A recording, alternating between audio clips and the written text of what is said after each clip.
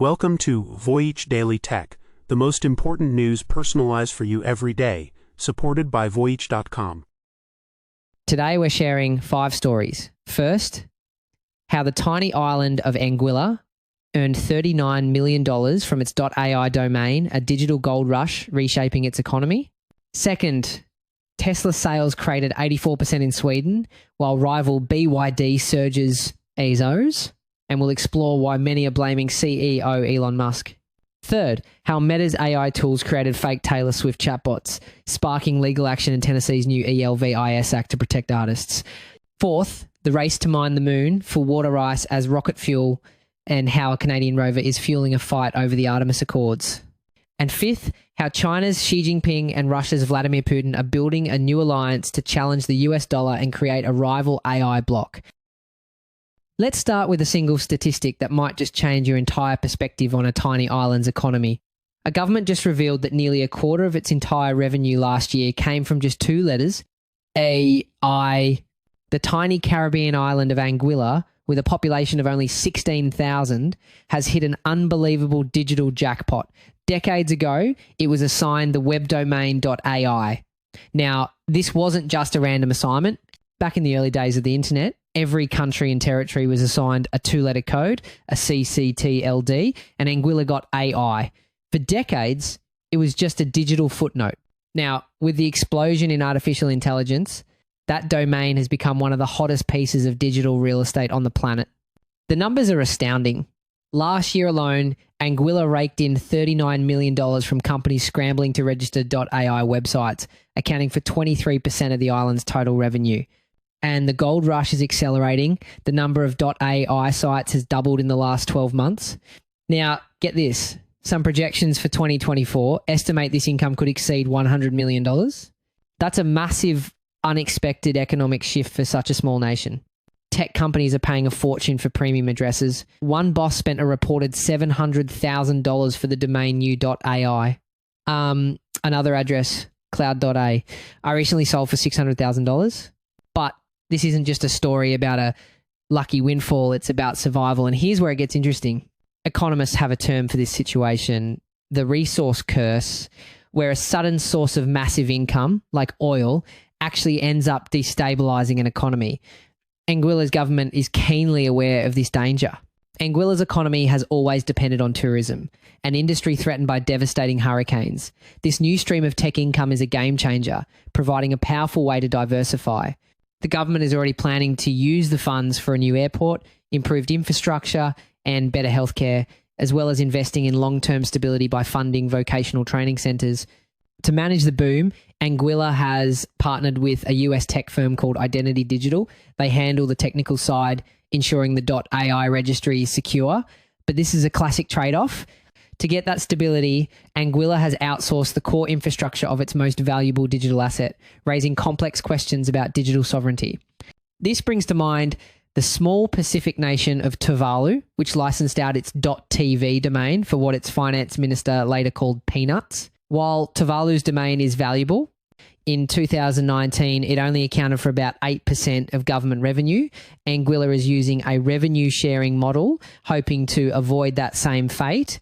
With registrations hurtling toward 1 million, the real story is just beginning. Can a tiny island turn a quirk of internet history into a sustainable future? The world is watching.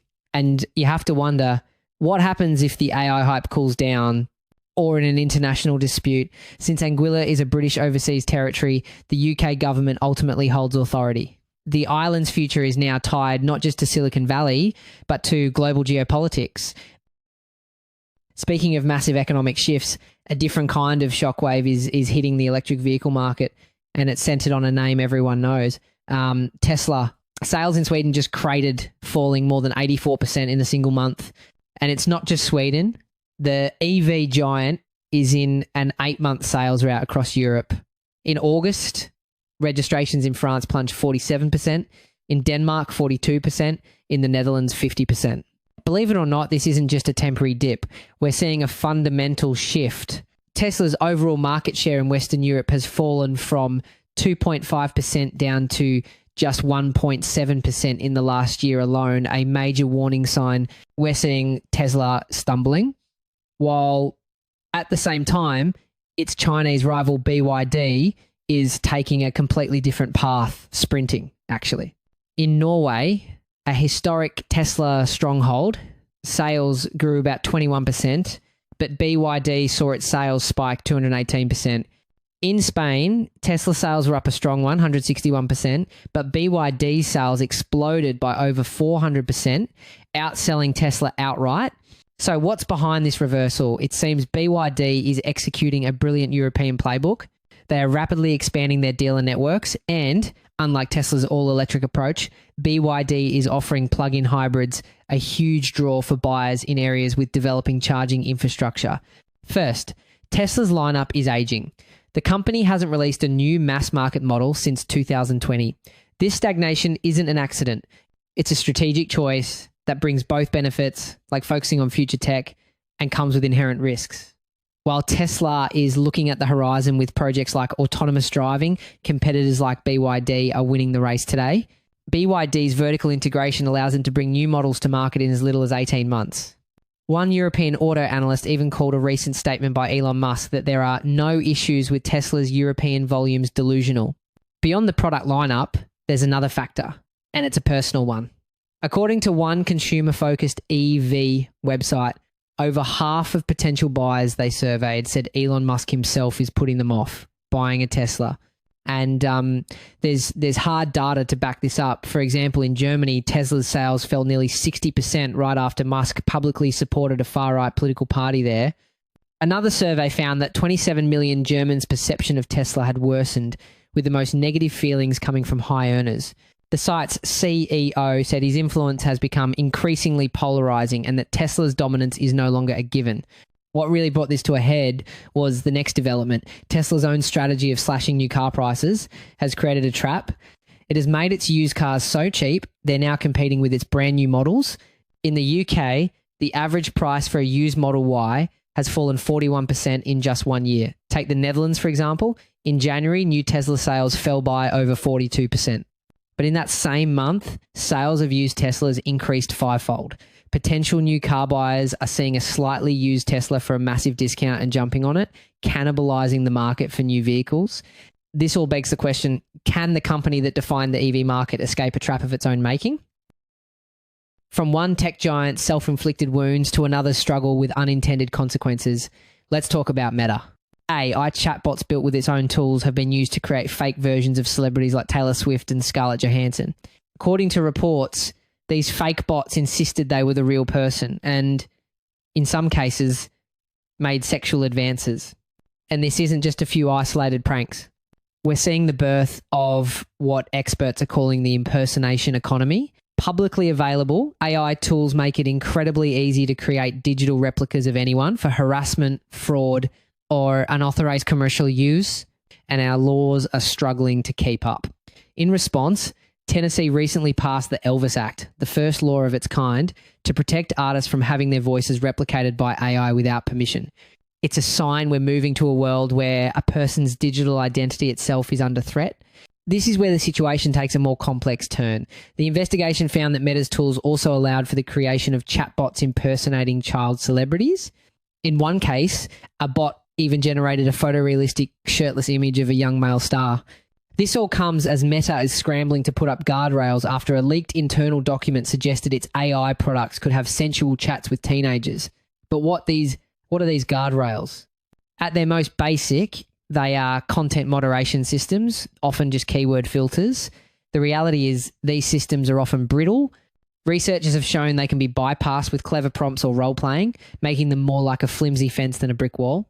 The company is now blocking its AI from discussing suicide, self-harm, and eating disorders with teens, instead directing them to expert resources. And the way this handoff is managed is critical. Research shows that a poorly timed robotic redirection can feel incredibly alienating to a vulnerable person in crisis. But for some, it's too little, too late. The head of the Molly Rose Foundation called it astounding that Meta would release chatbots that could put young people at risk, saying safety testing should happen before products are on the market. This whole situation highlights a huge debate in the tech world. the difference between safety by design and what some critics call safety theatre. The latter is when a company rushes a product out and then bolts on safety features later, often just for PR. The stakes are incredibly high. A California couple is now suing ChatGPT maker OpenAI over the death of their teenage son, alleging its chatbot encouraged him to take his own life. Meta says updates are in progress, but that final question leads us into a massive legal grey area. For decades, a law called Section 230 has protected platforms from liability for user content. But generative AI breaks that model. When Meta's platform is used to create a harmful bot, is it a neutral platform or a publisher? It's unclear who is responsible, the platform that built the AI or the user who customized it. This legal vacuum is one of the biggest challenges we face. While tech companies are grappling with the digital chaos they've created, others are looking to the stars for our next great challenge. The most unexpected news in the space race today has to be this. The moon could soon become a petrol station for deep space travel. The key is water. For decades, scientists thought the moon was bone dry, but now they believe ice could be mixed right into the soil. And water isn't just for drinking, it's the oil of the solar system. You can use it for life support, to grow food, and most importantly, to create rocket fuel far from Earth.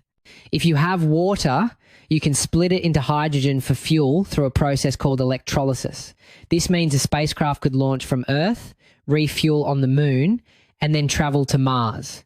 As one mission scientist said, it gets more in the realms of sci-fi. This high-stakes gamble is the driving force behind Canada's first ever Lunar Rover, building on the country's reputation as a world leader in space robotics. A small 35-kilogram vehicle is set to launch in 2029, landing in the moon's treacherous south polar region to hunt for that water. But the mission is an engineering nightmare. Temperatures swing from a scorching 100 degrees Celsius to a crippling minus 200. The lunar night lasts for about 14 Earth days, and without sunlight, solar-powered electronics will freeze. To survive, rovers need special tech like radioisotope heater units, which use radioactive decay to generate constant heat. And then there's the lunar soil. It's a layer of jagged, fragmented rock described as Velcro dirt that gums up mechanisms.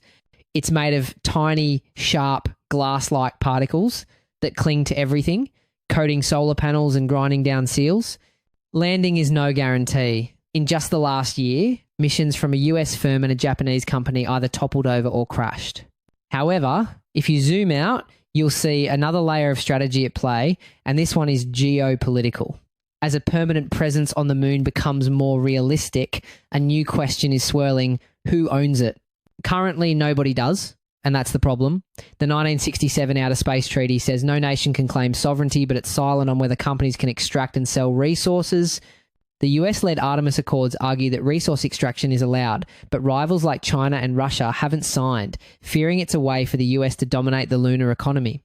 One expert noted the US passed a law to protect the Apollo landing sites out of concern that China could just go and grab the American flag. The new space race is on. So what's the real endgame? The CEO of Canadensis, the company building the rover, put it all on the line. If you design something that can survive on the lunar surface long term, you're pretty bulletproof anywhere else in the solar system. We were just talking about the new space race and the geopolitical tensions over the moon. Well, that same rivalry is heating up right here on Earth. And according to one analyst, the US is losing the propaganda battle to paint China as the troublemaker in chief. The stage for this new power dynamic was a massive summit in Tianjin, China, that brought together over 20 world leaders, including Russia's Vladimir Putin and India's Narendra Modi. In a stunning development, China and India, two nations with 2.8 billion people, affirmed the importance of being partners, not rivals. This comes as China is casting itself as a global peacemaker. And this isn't just talk. Chinese President Xi Jinping revealed his country has already invested a staggering $84 billion in other member nations of the Shanghai Cooperation Organization. This is more than just writing checks, you know? It represents a strategic shift from China being a country that absorbs technology to one that exports it, with more than 50 joint labs set up in fields like new energy and healthcare. This is China's IP diplomacy in action. But the real message was aimed squarely at the West. Xi called for a rejection of what he called a Cold War mentality and declared that the house rules of a few countries should not be imposed upon others. If that was just the appetizer, the main course is just being served. The leaders agreed to launch a new SCO development bank. The situation presents a fascinating duality. On one side, it's about infrastructure, but on the other, it exposes a direct challenge to the dominance of the US dollar and institutions like the World Bank. The primary purpose is to fund huge projects and conduct trade using local currencies. This is de-dollarization in action. Russia recently reported that over 92% of its trade with other SCO countries is now done in national currencies, not the US dollar. China's top diplomat put it bluntly, saying global governance must be achieved by cooperation, not by unilateral bullying. Now, get this. The cooperation on AI is perhaps the most critical part of this entire story. We are witnessing the birth of a major non-Western AI bloc. When we place the Chinese model for AI built around state control and surveillance alongside the US-EU model, which prioritizes individual privacy, the contradiction and potential for fracture becomes clear. Experts warn of a coming splinter net for artificial intelligence. This isn't just a theory. In countries like Kazakhstan and Kyrgyzstan, Chinese-built safe city projects are already being deployed using advanced AI surveillance. It's the export of a digital infrastructure with state control built into its very code. And here's the final and perhaps most alarming piece of the puzzle. With Russia and China at the core of this alliance, AI cooperation has a clear military dimension. They are building a framework to share AI-enabled military technology, like autonomous systems and drones, in a direct effort to counter NATO's technological advantage. The takeaway from the summit was delivered by Xi himself in a statement that could redefine the next decade. Global governance has come to a new crossroads. That's it for today on Voyage Daily Tech. Follow, share, and stay tuned for daily updates coming your way tomorrow.